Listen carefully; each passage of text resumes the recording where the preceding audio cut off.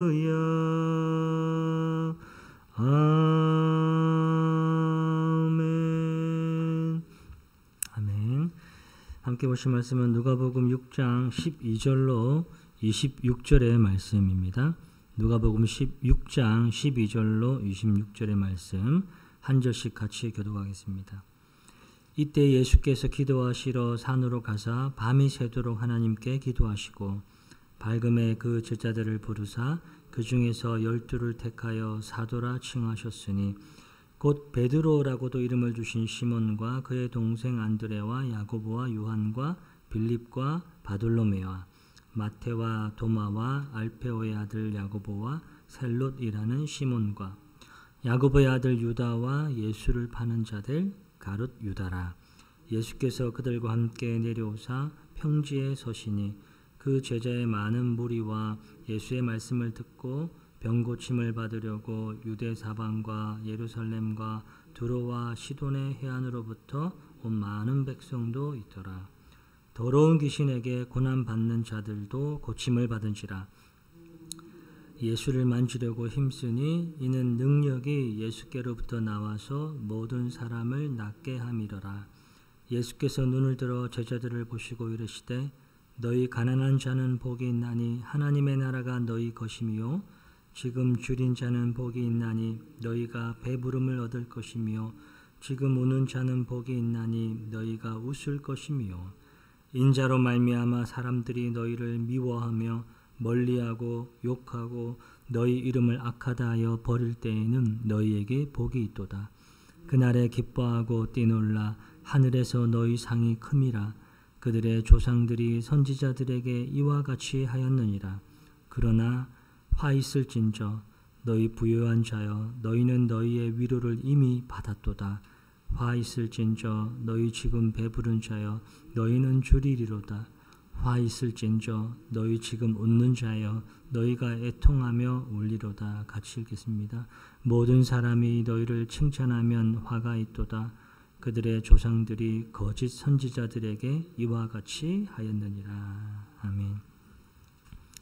오늘 본문은 12제자를 사도로 택하시고 이어서 복과 화를 선포하시는 장면을 말씀하고 있습니다. 먼저 12절에 보시면 예수께서 기도하시러 산으로 가사 밤이 새도록 하나님께 기도하셨다라고 시작합니다.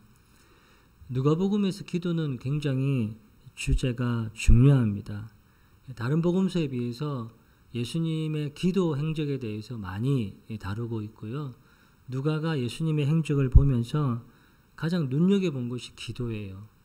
특히나 예수님이 기도하신 이후에 굉장히 중요한 일들이 이루어졌다는 거죠. 지금도 밤이 새도록 예수님이 기도하신 이후에 13절을 보시면 밝음에 그 제자들을 부르사 그 중에 12를 택하여 사도라 칭하셨다라고 말씀을 합니다. 기도하신 이후에 12명을 택하서 이 사도로 삼으신 이 일은 기독교 역사에 있어서 하나의 전기를 이루는 굉장히 중요한 이름을 말씀하는 거죠. 여기 12이라는 것은 이스라엘의 12지파를 연상을 시키고요. 12명을 세웠다는 것은 이스라엘 12지파의 회복을 의미한다고 볼 수가 있습니다. 이 12지파가 이제 사도라고 불림을 받는데요. 사도는 아포스톨로스라는 단어를 쓰는데 이 아포스톨로스는 어떠한 자에게 특별한 사명을 주어서 파송한다라는 뜻을 가지고 있습니다. 그러니까 어떠한 자죠? 그러니까 즉 선택된 자입니다. 그 선택된 누군가에게 특별한 사명을 줍니다. 특별한 사명, 하나님 나라를 세워가는 사명이죠. 교회를 세워가는 사명입니다. 그 사명을 받고 세상 나라로 파송한다는 거예요. 네, 그들의 이름이 14절부터 16절까지 나옵니다. 베드로라고 이름을 주신 시몬과 그의 동생 안드레와 야고보와 요한과 빌립과 바돌로메와 마태와 도마와 알페오의 아들 야고보와 샬롯이라는 시몬과 야고보의 아들 유다와 예수를 파는 자 가룟 유다라. 그러니까 이 12명의 이름을 쭉 보면 한 가지 특징이 있습니다. 한번 13절을 한번 더 보세요.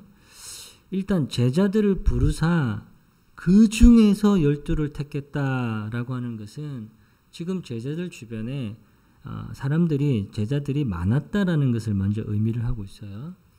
그러니까 그 중에 그 많은 사람들 중에 12를 예수님이 선택하신 거예요. 그러니까 12은 선택을 받은 거예요. 그러니까 어마어마한 영광이죠. 근데 이렇게 선택받은 사람들은 한결같이 평범한 사람입니다. 그러니까 이들 중에 당시 유명하거나 사회적으로 인정과 존중을 받는 사람은 없습니다. 다들 갈릴리 바다에서 고기를 잡는 가난하고 무지한 어부였거나 혹은 유대 공동체로부터 죄인 취급을 받던 사람이었습니다. 왜 하필이면 예수님이 이런 사람을 12로 부르셨을까? 예수님 주변에는 그러면 학식 있고 존중받는 사람은 없었을까? 그렇진 않죠. 예수님 주변에 니고데모와 같은 그런 학식이 있고 또 재산을 겸비한 그런 젊은 관원도 있었습니다. 그럼 예수님은 당신 주변에 모여있는 많은 사람들에 대한 정보가 없었을까? 그렇지 않거든요. 근데 이 12를 택하신 이후 예수님께서 한 번도 후회하신 적이 없으세요. 오히려 이 12 중에 누군가는 배신을 하고 또 예수님을 모른다 부인할 것까지 아시면서 끝까지 기도로 품으시고 용납하시고 그래서 사랑으로 다시 일으켜 세워주셔서 훗날 귀하게 쓰셨다는 말이에요. 이게 하나님 나라에 하나님께서 일하시는 사람을 세우시는 방식이라고 생각합니다. 왜냐하면 사람은 자기가 잘하면은 10중 8구 자기를 자랑하고픈 욕망이 본성적으로 있습니다. 자기가 잘하면은 하나님보다 나를 더 이게 세우고 싶은 그런 욕망들이 있단 말이에요. 그러니까 누구도 자랑하지 못하게 하시려고. 그래서 바울이 고린도전서 1장 27절에서 하나님께서 세상에 미련한 자를 택하셔서 지혜 있는 자들을 부끄럽게 하시고 약한 자들을 택하셔서 강한 자들을 부끄럽게 하시고. 왜냐하면은 아무 육체도 하나님 앞에서 자랑하지 못하게 하시려고 했다라는 거예요. 그러니까 우리가 하나님 나라의 백성으로 부름을 받고 산다고 할 때에 세상적인 가치로 각 사람의 어떤 형편을 판단하면 그게 하나님의 영광을 가리는 거라고 생각을 합니다. 세상적인 가치 기준으로 우리 공동체 안에 들어와 있는 사람들을 판단한다 그러면은 참 저 같은 사람은 참 부족하기 그지 없죠. 참 보잘것없는 인생을 하나님께서 부르시고 세우셔서 하나님 나라의 동력자로 삼으셨고 저에게 사명을 주셨고요. 하나님 나라의 일을 맡겨주셨다고요. 그러니 지금 내가 세상 속에서 작은 자로 있다고 해서 낙심하지 마십시오. 하나님께서 나를 지명하여 부르셨기 때문에 나는 하나님의 것입니다. 하나님의 때에 하나님의 선한 방법으로 하나님 나라와 세상 나라에 귀하게 쓰임받는 위대한 일꾼이 될 줄로 믿습니다. 그리고 이어서 17절부터 오늘 이제 6장 49절까지 이 내용은 일명 평지설교라고 불리는 부분이에요. 예수님께서 기도하러 산에 가셨다가 12사도를 부르시고 세우신 이후에 땅에 내려오셔서 하신 말씀입니다. 마태복음 5장에서 7장에 나오는 산상수훈과 비교되는 것이고요. 산상수훈은 그 내용이 길고 구체적이고 좀 더 구약의 율법과의 관계 속에서 성도들의 삶을 의로움에 초점을 맞추고 나아간다 그러면은 이 평지설교는 윤리적인 조항들이 좀 더 이게 추가되어서 조금은 간략하다라는 데 차이가 있습니다. 하여튼 많은 무리들이 병고침을 받으려고 예수님께로 나왔고요. 또 18절에는 더러운 귀신에게 고난받는 자들도 고침을 받았다라고 말씀을 합니다. 단지 병만 나은 것이 아니라 메시아만이 하실 수 있는 죄사함의 은혜와 상한 영혼의 진정한 치유가 있었다라는 것을 의미하죠. 19절을 보시면 온 무리가 예수를 만지려고 힘쓰니 이는 능력이 예수께로부터 나와서 모든 사람을 낫게 함이러라. 한번 이 이미지를 한번 떠올려 보시면 많은 백성들이 정말 많은 사람들이 예수님을 만지려고 힘을 썼다는 거예요. 왜 만지려고 했을까? 근데 이 사람들한테는 벌써 소문이 퍼졌고 알고 있어요. 예수님을 만지기만 해도 뭔가가 일어난다라는 확신을 가진 거죠. 그러니까 많은 사람들이 서로 이 부대끼고 비집고 틈을 타고 들어가서 예수님을 만지고자 했다라는 거예요. 여기서 힘썼다라는 부분이 나오는데 이 힘썼다는 것은 자신들이 가지고 있는 부족한 부분을 예수님을 통해서 채우기 위해서 어마어마한 노력을 계속해서 지속했다라는 거예요. 힘썼다는 거거든요. 로마 치하에서 이 많은 무리들이 모여있는 무리들은 거의 의료 혜택을 받지 못한 사람들이 대부분이에요. 가난하고 소외된 계층들이죠. 그러니까 의료 혜택을 받지 못한 이 사람들이 예수님께로 나와서 예수님을 만지기만 해도 자기에게 있는 그런 연약하고 부족한 부분들이 회복될 것을, 그러니까 모든 희망 자체를 예수님께 걸고 거의 죽기 살기로 지금 매달리고 있는 거예요.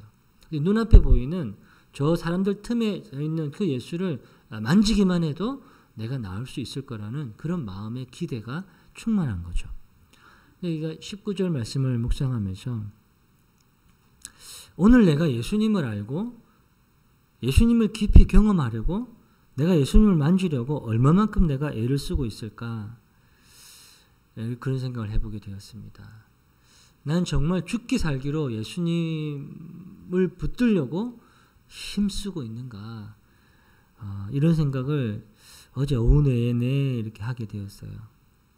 정말 내가 예수님을 붙잡으려고 저기 계시는 저 예수님을, 아니 내 안에 계시는 그 예수님을 진짜 붙잡으려고, 그분을 내가 만지기만 해도 내 안에 있는 모든 부족한 부분들이 채워질 거라는 그런 확신을 가지고 내가 힘쓰고 있는가. 옷자락을 스치기만 해도 이 사람들이 아는 거죠. 이는 능력이 예수께로부터 나와서 모든 사람을 낫게 하려 함이라. 예수님이 메시아이신 거죠. 예수님이 모든 상한 심령을, 모든 죄의 육체를, 모든 질병의 모든 그 병의 근원들을 예수님이 고치시는 분이심을 믿는 거죠. 이런 상황에 예수님께서 20절에 눈을 들어 제자들을 보시고 이르시되 말씀하십니다. 너희 가난한 자는 복이 있나니 하나님의 나라가 너희 것이며. 여기 가난하다고 할 때는 언뜻 보기에는 경제적으로 좀 어려운 사람들을 지칭하는 말이 아닌가 싶은데 그렇지 않고요. 가난이라는 게 물질로도 물론 가난한 의료 혜택을 받지 못하는 사람이기도 하지만 영적으로 더더욱 그런 거예요. 어떤 의미를 가지고 있느냐? 눈앞에 보이는 예수님이 아니고서는 구원을 받을 수가 없구나. 예수님이 아니고서는 내가 어떠한 회복도 있을 수가 없구나. 예수님이 아니고서는 내가 체험받을 수가 없구나. 예수님이 아니고서는, 그러니까 그런 믿음으로 고백하며 붙들 때에 복이 있다는 거예요. 예수님이 아니고서는 아무것도 안 되는구나. 예수님이 아니고서는 내가 여기서 한 걸음도 나아갈 수가 없구나. 예수님이 아니고서는 내 삶에 어떤 변화도 있을 수가 없구나. 예수님이 아니고서는 난 정말 살 수가 없구나. 라고 하는 그런 믿음의 고백, 그 고백으로 주님을 붙드는 그것이 바로 놀라운 복이다. 그때에 하나님의 나라가 너희 것입니다. 라고 선포하신 거고요. 21절에 보시면 지금 줄인 자는 복이 있나니 너희가 배부름을 얻을 것이며 지금 우는 자는 복이 있나니 너희가 웃을 것이며. 예수님의 이 설교를 잘 들어보시면 지금 가난하고 지금 줄이고 지금 울고, 이건 세상적으로 보면 굉장히 슬프고 우러운 거예요. 우울한 거예요. 어찌 보면 세상에서는 배부르고 또 부유하고 웃고 그런 사람이 행복한 사람이잖아요. 그런 사람들이 잘 사는 사람들이고요. 근데 역설적이죠. 그런 사람이 아닌 반대편에 있는 이 사람들이 오히려 낫다라고 얘기를 하고 있는 거예요. 그러니까 우리가 이 말씀을 보면서 하나님 나라 안에 부름받은 저와 여러분들이 어떤 사람이 진정한 복된 사람으로 이 땅에 오늘 하루를 살고 있느냐라는 부분들을 다시 한번 확인시켜 주는 거예요. 이 말은 세상에서 부유하지 마십시오. 세상에서 지금 울어야 됩니다. 세상에서 지금 여러분들이 배부르고 웃어야지요. 이 말을 하는 게 아니고요. 배부른데 웃는데 부유한데 뭐 때문에 배부르냐? 뭐 때문에 네가 웃고 있느냐? 뭐 때문에 네가 부유하느냐? 라는 질문 앞에 우리가 믿음으로 무엇을 고백할 수 있느냐는 거예요. 예수님 때문에, 예수님 때문이 아니라면 그게 아무 의미가 없다라는 거예요. 예수님 때문에 내가 배부르고 예수님 때문에 웃고 예수님 때문에 내가 부유하다라는 거죠. 이 반대로 당시에 지금 이 말씀을 하시는 당시에 그 사람들의 형편을 보면 당시 배부름과 웃는 사람들은 예수님 때문이 아니란 말이에요. 자기 의와 자기 것으로 그랬단 말이에요. 반대로 지금 배고프고 지금 울고 있지만 그러나 근데 그 사람들은 예수님 안에서 하나님 나라의 백성으로 오늘을 살고자 하는 갈망이 있을 때에 그 심령 안에 하나님 나라의 영원한 배부름과 평안과 행복을 맛보는 거고 장차 그것을 영원히 내 것으로 영원을 누릴 수 있다고 말씀하시는 거거든요. 그러니까 오늘도 마찬가지죠. 우리 안에 배부름과 웃음과 그런 부유함이 예수님 때문이 아니라 내가 가지고 있는 의와 내가 가지고 있는 것들로 이렇게 채워진다 그러면 그거 오히려 복이 아니라 이 말이에요. 그래서 22절의 말씀이 중요합니다. 인자로 말미암아 사람들이 너희를 미워하며 멀리하고 욕하고 너희 이름을 악하다 하여 버릴 때에는 너희에게 복이 있도다. 우리가 예수님을 구주로 믿고 예수님을 따를 때에 예수님이 뭐라고 하셨냐면은 각자 자기 십자가를 지고 예수님의 가신 길을 따르라고 말씀을 하셨습니다. 사람들이 미워하고 멀리하고 욕을 하고 악하다고 하더라도 각자에게 주어진 자기 십자가, 그 자기 십자가를 지고 주님 가신 길을 걸으라고 말씀을 하죠. 그게 너희에게 복이라는 거예요. 실제로 이 말씀을 들었던 예수님의 제자들은 이 예수님께서 이제 부활 승천하신 이후에 정말 많이 박해를 받았습니다. 이 말씀 그대로 복음을 전하다가 예수님을 믿는 것 때문에 거진 다 순교를 당했어요. 세상적인 시각으로 보면은 참 불행한 삶을 살았다라고 볼 수도 있죠. 비참하죠. 근데 말씀 그대로 이게 복이라는 거예요. 이게 하늘의 영광이었고요. 이게 생명의 영생의 면류관을 쓰는 것이고요. 영원한 하나님 나라에서 영광의 자리에 함께 거하게 되는 거예요. 그래서 23절을 보세요. 그날에 기뻐하고 뛰놀라. 하늘에서 너희 상이 큼이라. 그들의 조상들이 선지자들에게 이와 같이 하였느니라. 하늘에서 너희 상이 큼이라. 우리는 땅의 상급을 얻으려고 오늘을 살아가는 사람들이 아닙니다. 땅의 상급을 우리가 받기 위해서 오늘을 하나님 나라의 백성으로 사는 게 아니고요. 하늘의 상급을 바라보면서 주신 하루의 삶의 무게를 감당하며 살아가는 사람들입니다.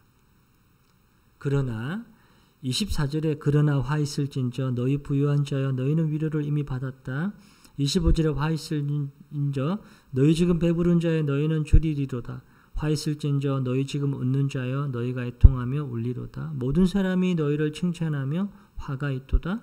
그들의 조상들이 거짓 선지자들에게 이와 같이 하였다. 그러니까 24절부터는 20절에 하신 말씀과 완전 대조를 이루고 있습니다.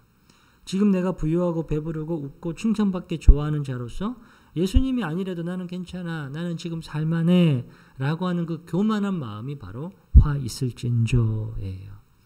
예수님이 아니고서라도 나는 지금 괜찮습니다, 살만합니다 라고 하는 그 마음이 화 있을진저. 사랑하는 성도 여러분, 예수님 한 분만으로 만족하며 예수님 한 분만으로 배부르며 예수님 한 분만으로 무엇이든지 어디에 있든지 기뻐할 수 있는 저와 여러분이 되기를 주님의 이름으로 축복합니다. 기도하겠습니다. 하나님 아버지 고맙고 감사합니다. 오늘 우리가 예수님의 모습들을 예수님께서 12 사도를 부르시고 기도하신 이후에 또 예수님께서 평지에서 제자들을 향하여 이 메시지를